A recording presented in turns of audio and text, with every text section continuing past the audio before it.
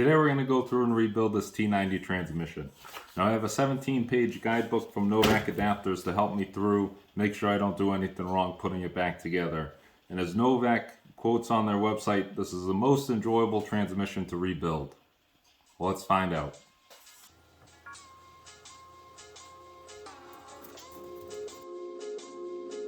We're going to start by removing the 70 years of grease and grime on the outside of the transmission.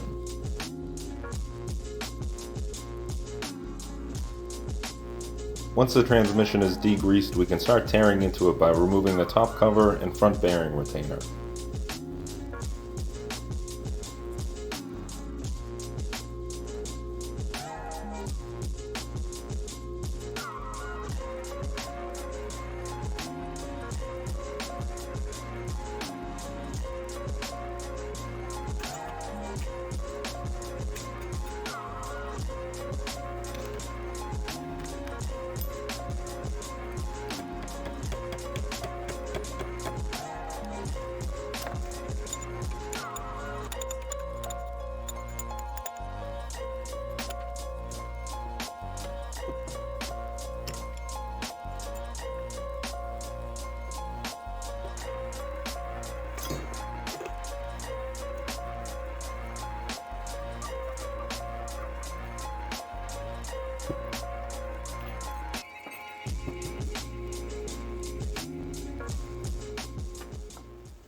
Alright, so now that I have the transmission all apart, I need to go through, clean this case up. There's a bunch of crud down in the bottom, and then go through, clean the gears, get everything nice and clean.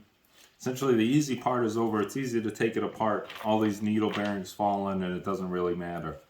But once we get everything clean, that's the more difficult part of getting it all back together so that it works correctly and everything stays in its place as you're trying to line everything up.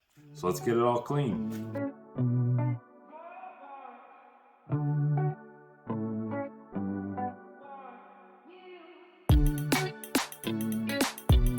There was some real stubborn grime on the outside of the case that I needed to use a wire wheel to remove.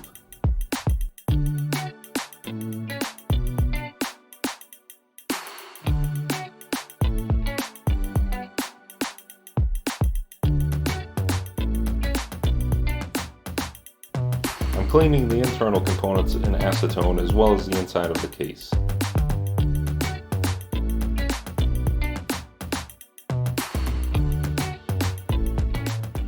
While inspecting the gears, I noticed some burrs on the first gear and first and reverse gear that we need to go through and clean up.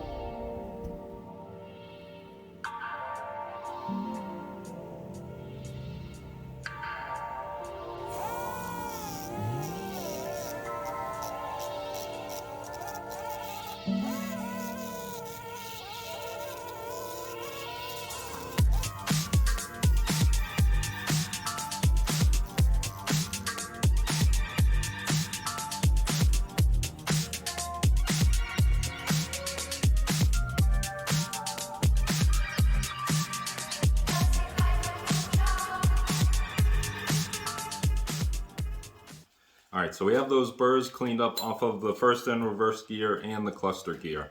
Now I know it seems strange going at a gear with a die grinder like that, and it somewhat is, at least in this application. I know in race transmissions, race applications, they'll go through and grind every tooth, essentially smooth the tooth down, because any sharp edge is where there's a point of failure. Obviously that's not the case with this transmission or this Jeep, but if any of those burrs that we saw in the gear were to flake off or get in between another gear, that really could have wrecked some havoc, or even in a bearing, it really could have wrecked some havoc in this transmission. And looking at before and after, I'm much more comfortable now installing these gears without those burrs, and I'm not worried that I'm going to have any issue. Now they are a little bit rounded down. I could go through and replace them, but it's just for the first and reverse. I'm not too worried, and they're probably rounded down because those gears are not synchronized. So you go to put it in gear and it grinds a little bit. Well, over close to 70 years of grinding, that's what ended up happening, and those burrs formed. Alright, but now we're at the point that we can actually start getting this transmission rebuilt. Alright, so the first thing we're going to do is go through and install the bearings on this cluster gear. This is going to be the first piece that we actually drop into the transmission, and so we need to get those bearings set up first. Now this gear rides along a shaft that runs through from front to the back of the transmission, and then in there's a spacer and then 2 sets of bearings that go on either side of this. Now these bearings are just loose needle bearings, and so it's going to be a little tricky to get all of this in there and make them stay. So I do have some synthetic transmission assembly lube. Now this is like a grease, it's almost like a petroleum jelly. And it's something that Novak recommends because this grease will break down and mix with the transmission fluid just fine. Now besides just the grease, we also have here just a piece of 3/4 inch pipe. It's the same OD as the shaft that this rides on, and it'll fit fine through the bore in the transmission. And this pipe will help to keep all the bearings in place while we're getting this installed before we can get this shaft run all the way through. So if we didn't have this shaft in the middle, if a bearing fell down and we pushed it all the way out and then you see a bearing come out the other side, well, now you got to pull it all back apart. So hopefully this will save us from that headache.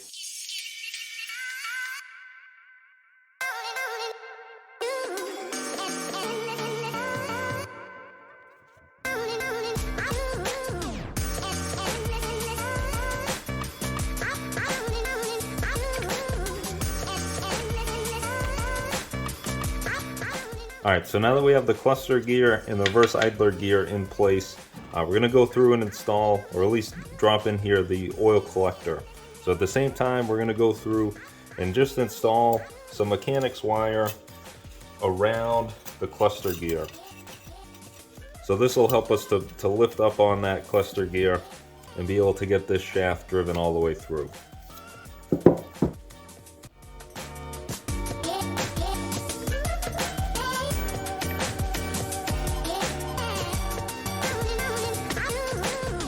So now that we have the input shaft installed and those bearings in place, let's go through and look at the main shaft and see everything that's on it. So we already have our first and reverse gear on the shaft. On the back side we'll have a bearing spacer, and that's the bearing for the back side of the case that'll be right in here. From the first and reverse, then we have the second gear that will go on, second gear synchro, the synchro hub. So that will get installed, and then our third gear synchro will be installed. And third gear is already on the input shaft in the transmission. And then this is what will ride on those needle bearings that we just put in the back of the input shaft.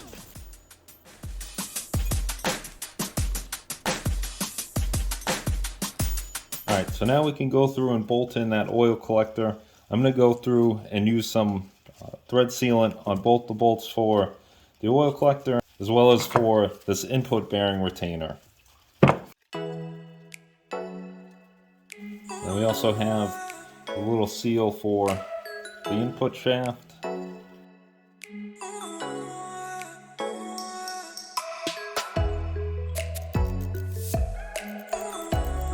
Alright, so I pulled that front bearing retainer off because once I got it tightened down, I couldn't spin the input shaft.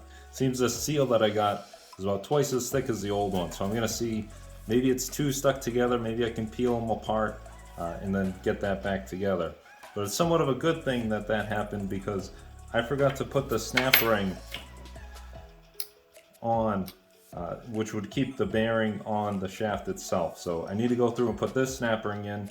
Then once I got to thinking about snap rings, I realized, well, I also forgot this snap ring that keeps the synchronizer on the main shaft. So I guess good thing that this happened and made me rethink this, because now I need to go through, put these snap rings on, and then we'll pick back up and get this everything put back on.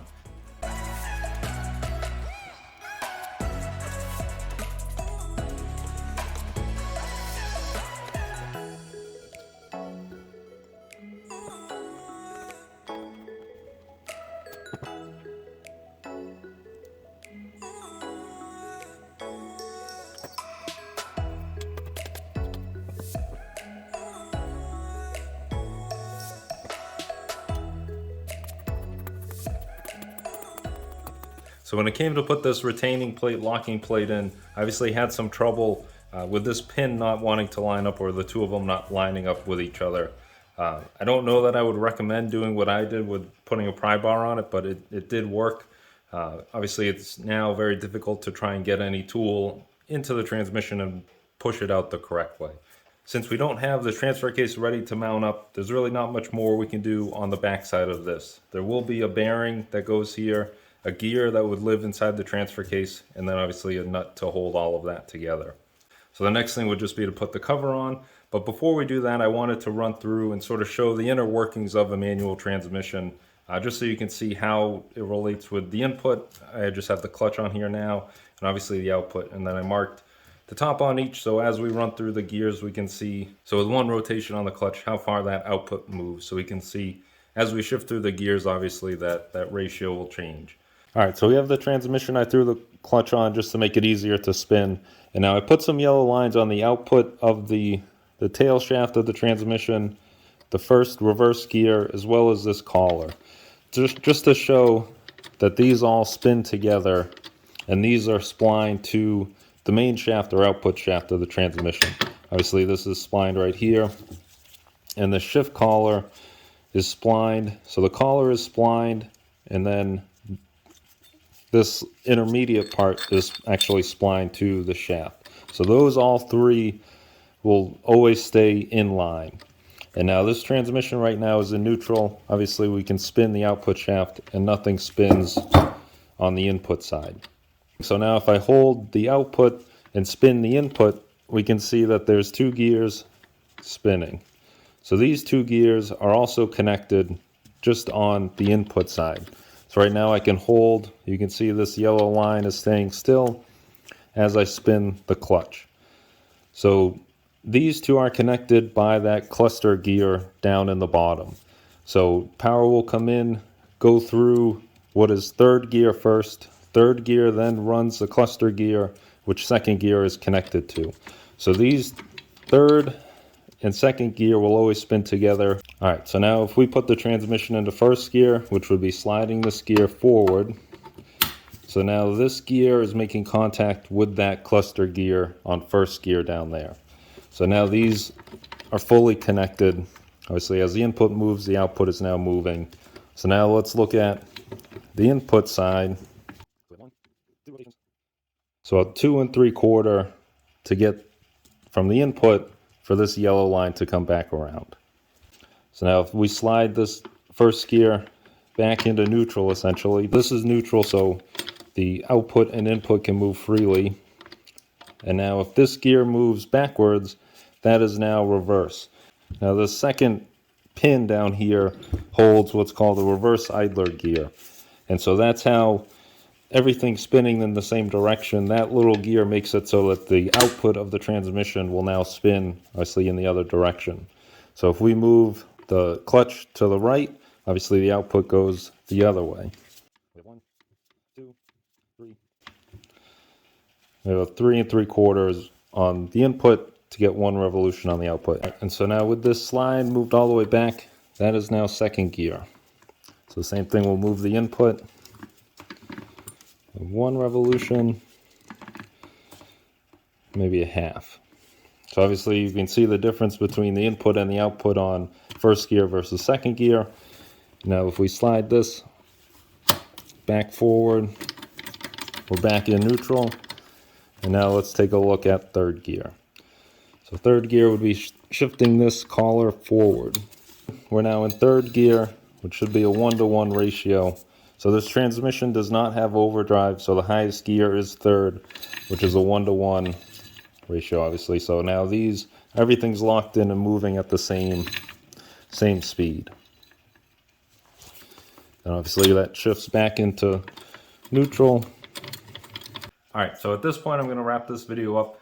We have the transmission pretty much all the way rebuilt, and there's not much more I can do without having the transfer case rebuilt, which is what I'm going to do now, but unfortunately you'll have to wait for the next video. So I hope that you found this video informative or educational or at least entertaining. If you have any questions or comments, just leave them down below. If you tell me that I should not have taken a die grinder to the gears of my transmission, just tell me below as well. But I'm going to get back to work, and I'll see you next time. Thanks. Bye.